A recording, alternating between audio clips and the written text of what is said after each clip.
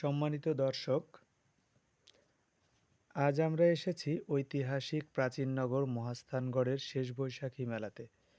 প্রথমে গেট অর্থাৎ প্রবেশদ্বার দিয়ে প্রবেশ করার চেষ্টা করছি। তো যাই হোক, এখানে এসে যা দেখতে পাচ্ছি এবং আপনাদেরকেও দেখানোর চেষ্টা করছি,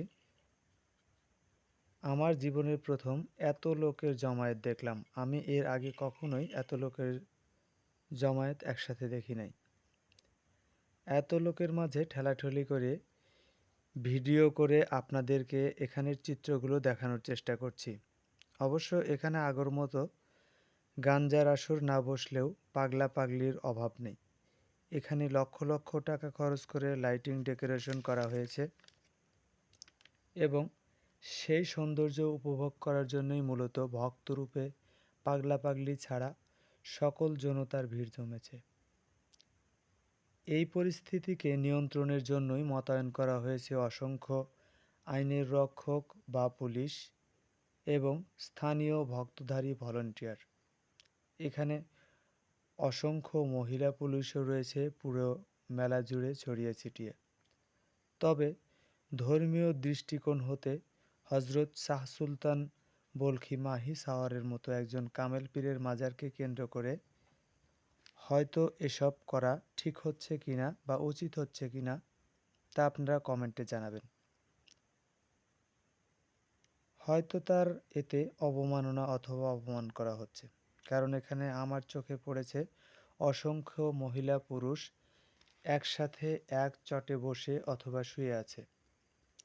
সিঁড়ির উপরে ছোট গাছের নিচে মাজারের চারিপাশে ঝোপে ঝাড়ে বিভিন্ন জায়গাতে ছড়িয়ে ছিটিয়ে আছে ছেলে মেয়ে ভক্তধারী সকল আশেকান।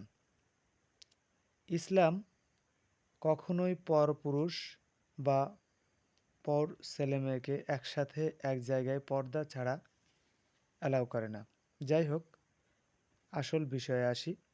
এখানে রয়েছে মহাস্থানের প্রসিদ্ধ কটকটি, তাছাড়াও আছে নানান ধরনের মিষ্টি, আইসক্রিম, ফুচকা, চটপটি, হালিম, বিভিন্ন লোভনীয় খাবার, ঢোল, তবলা, একতারা সহ বিভিন্ন বাদ্যযন্ত্রের দোকান, তসবিহ, আতর, বিভিন্ন বইয়ের দোকান।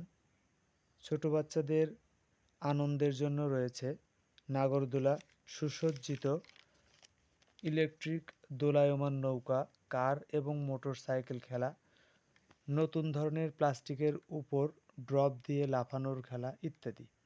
ইহা ছাড়াও বিভিন্ন জায়গায় চোখে পড়ল আলাদা আলাদা সাজানো বড় বড় সাউন্ড বক্স সহ স্টেজ।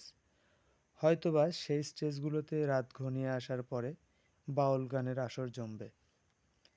মেলার এই অংশে বাইরেও কিছু জায়গাতে রয়েছে সেফ জোন। জনশ্রুতিতে জানা যায় সেগুলোতে নাকি আসর জমবে। আসর বলতে কিসের আসর, সেটা হয়তো আপনাদের মনে প্রশ্ন আসার সাথে সাথে আপনারাই নিজ মনে সেই উত্তর পেয়ে গেছেন। কিসের আসর সেটা আর আমার মুখে আমি নাইবা বললাম। আসরগুলো দিনের বেলাতে একবার নাকি হয়ে গেছে, আবার নাকি বেশি রাতের অপেক্ষায়ও কিছু বাকি আছে। যাই হোক, মেলাটি মূলত বৈশাখ মাসের শেষ বৃহস্পতিবার হয়ে থাকে। আমি আমার গত ভিডিওতে এই মাজার এবং এখানের কিছু কথা তুলে ধরেছিলাম। যারা এই ভিডিওটা দেখেন নাই, সেই ভিডিওটা তারা দেখে আসবেন আমার পেজ অথবা ইউটিউব চ্যানেল থেকে। এই মেলাকে কেন্দ্র করে লক্ষাধিক লোকের জমায়েত হয় এইখানে, যারা বাংলাদেশের দূর দূরান্তের বিভিন্ন জেলা হতে আসে। এই উপলক্ষে মানুষ বিভিন্নভাবে সহযোগিতাও করে থাকে। যদিও মনের ভিতরে দ্বিধা আপত্তি, তথাপি সুসজ্জিত লাইটিংধারী এই জনবহুল মেলাটি খুব ভালো লাগলো।